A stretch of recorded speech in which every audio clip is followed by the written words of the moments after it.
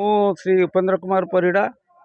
प्रकल्प निर्देशक मृत्तिका संरक्षण और जलछाया जल विभाजिका नयागढ़ जिलार मु प्रकल्प निर्देशक आज जो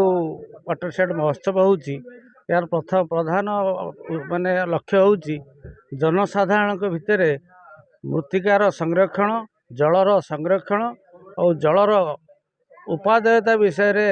गोटे अवेयरनेस करने गोटे प्रोग्राम करा जायछि। एठी जहाँ मु देखिली आमर जो वार्ता होची जे जल जो जेतिकी जल आमको मिलूची ताको आमे नष्ट न करी केमिति तार संरक्षण करिबा केमिति माटी भीतर जलर पतन को ऊपर को बढ़ाइबा आउ मृत्तिका जल संरक्षण सहित मृत्तिका संरक्षण अंगांगी भाव जड़ित जदि मृत्तिका संरक्षण हो पारुची जल संरक्षण हो पारिबो आउ विभिन्न योजना माध्यम विभिन्न प्रकार आमर मृत्तिका संरक्षण जल संरक्षण पर सरकार बर्तमान विशेष माने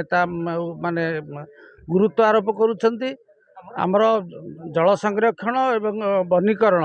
यही दुईटी माध्यम आमर जो जलवायु परिवर्तन घटुची या आम केमिति प्रतिहत करिकी आमर कर्म वर्धिष्णु जनसंख्या को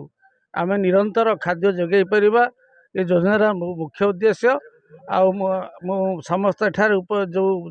कार्यक्रमटी है एठारे उपस्थित समस्त निर्वाचित प्रतिनिधि आम नयागढ़ ब्लॉकर जो 5टी पंचायत तथा केतोटी गाँ समस्त गाँव ये टोटाल लोक मैंने उपस्थित थिले प्रति गाँव आसते एटा ब्लॉकर गोटे जगार करा तेणु ये जगटी बहुत बड़ पड़िया बहुत सुंदर जगटी तेणु हाँ लोक बहुत उत्साहित जे मु गोटे आमर माँ भूणी मान को मु प्रशंसा करुच्ची जे सेमाने ए जल संरक्षण वार्ता नहीं सेमाने प्रचार करेंगे आमर समस्त ग्रामवासी तथा ग्राम बाहर आसीथिबा अतिथि मानकु मध्य मु जल संरक्षण वार्ता नहीं कि आगु बढ़िया पड़ो भविष्य जल ही गोटे विराट समस्या है उत्पन्न होगा जाउची आमर मधुर जल परिमाण कमी कमी जाउची तेणु आमे किपरि भावरे आमर जो निमित्त माने आमर जो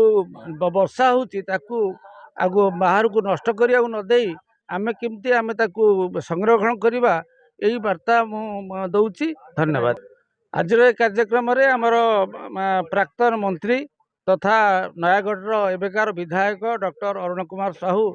से आमर मुख्य अतिथि भाव जोग देइथिले आउ से जड़े सुसाहित्यिक कवि बोली सारा ओडिशा रे परिचित से तांकर बहुत मूल्य उपदेश देइचंती जलर उपकारिता मृत्तिकार उपकारिता एठारे मु सूचित करिया चाहे जे डॉक्टर साहू आमर ए कृषि विभाग कैबिनेट मंत्री मध्य थिले आ तांको मंत्रित्व काल रे ए योजना प्रणयन होइतिला तेणु मु अंतरर भितरु डॉक्टर अरुण कुमार साहू को धन्यवाद दूची आ मैडम सरपंच जे से बहुत भल भाव बयस अल्प हेले भी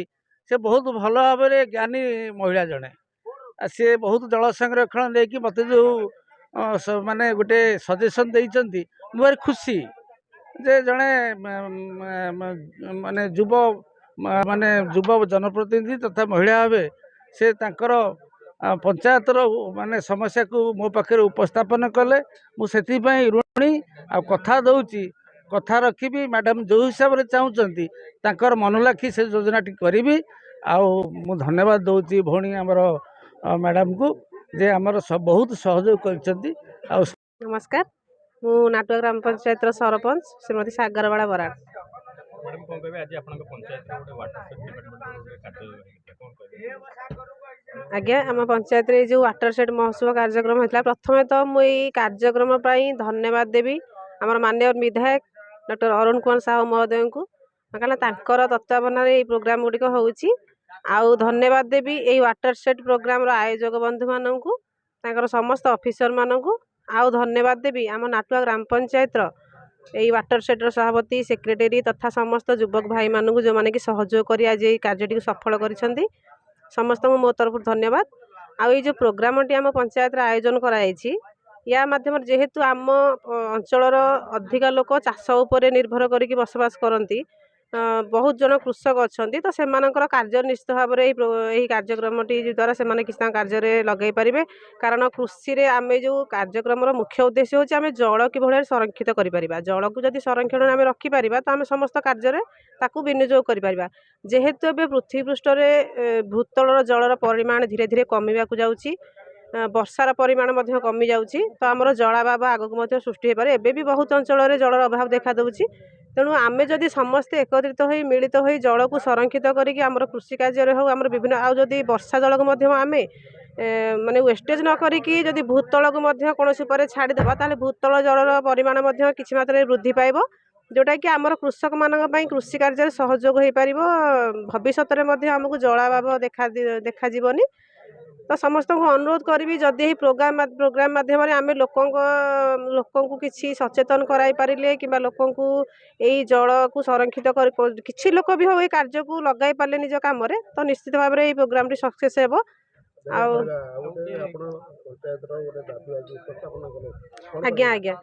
ଏଇ ପ୍ରଥମେ ତ ଜଳ ବିଭାଜିକା ଯେଉଁ ସଂସ୍ଥା ଅଛି ତାଙ୍କୁ ବହୁତ ବହୁତ ଧନ୍ୟବାଦ। ତାଙ୍କର ସେ ଗ୍ରାସ ରୁଟ୍କୁ ଯାଇକି ଯେଉଁ ପଞ୍ଚାୟତ ଗୁଡ଼ିକ ହେଉ କିମ୍ବା ଗ୍ରାମ ଗୁଡ଼ିକ ହେଉ ବୁଲିକି ଯେଉଁ ଦେଖିକି ଯେଉଁଠି ଯେଉଁ କାମଟା ହେବା ଦରକାର ସେଇଟା କରୁଛନ୍ତି। ତ ଯେଉଁଠି ପୋଖରୀ ହେଉ କିମ୍ବା ନାଳ କାମ ହେଉ ପୋଖରୀ ଗୁଡ଼ିକ ବହୁ ବର୍ଷ ଧରିକି ଆମର ମୁଁ ଯେଉଁ ନିବେଦନ କଲି ସାର୍ଙ୍କୁ ଆମର 20 ବର୍ଷ ଧରି ଗୋଟେ ମହାଦେବ ପୋଖରୀ ଯେଉଁଟାକି ପଙ୍କ ଉଦ୍ଧାର ହୋଇପାରୁନଥିଲା, ପାଣି ବହୁତ ଅପରିଷ୍କାର ଥିଲା, ପାଣି ନିଷ୍କାସନ ହୋଇପାରୁନଥିଲା। ତ ତାଙ୍କର ସହଯୋଗରେ ସେଇ ପୋଖରୀରୁ ଏବେ ପାଣି ନିଷ୍କାସନ ହେବା ପାଇଁ ଏବଂ ପଙ୍କ ଉଦ୍ଧାର ହୋଇଛି। କିନ୍ତୁ ଯେହେତୁ ଦୀର୍ଘ ଦିନର ଥିଲା ସେ ପୋଖରୀଟି ସେଇଟା ଭଲରେ ହୋଇପାରି ନାହିଁ, ଆହୁରି କିଛି କାର୍ଯ୍ୟ ସେଥିରେ ବାକି ରହିଯାଇଛି। ତ ମୁଁ ସାର୍ଙ୍କୁ ଅନୁରୋଧ କରିଥିଲି ସେଠି କାର୍ଯ୍ୟଟିକୁ ପୁଣି ସଫଳ କରିବା ପାଇଁ ଆଉ ଥରେ ଯଦି କିଛି ସହାୟତା ରାଶି ପ୍ରଦାନ କରିବେ ତ ନିହାତି ଭାବରେ ସେଇଟା ହୋଇପାରିବ ଏବଂ ଗ୍ରାମବାସୀ ଉପକୃତ ହୋଇପାରିବେ। ମୁଁ ପଞ୍ଚାୟତ ସରପଞ୍ଚ ହିସାବରେ ମୋ ଗ୍ରାମବାସୀମାନଙ୍କ ପାଇଁ ମୁଁ ଏଇ ରିକ୍ୱେଷ୍ଟ ସାର୍ଙ୍କୁ କରିଥିଲି, ସାର୍ ମଧ୍ୟ କରିବେ ବୋଲି ଆମକୁ ପ୍ରତିଶ୍ରୁତି ଦେଇଛନ୍ତି। ସାର୍ଙ୍କୁ ବହୁତ ବହୁତ ଧନ୍ୟବାଦ ସେଥିପାଇଁ।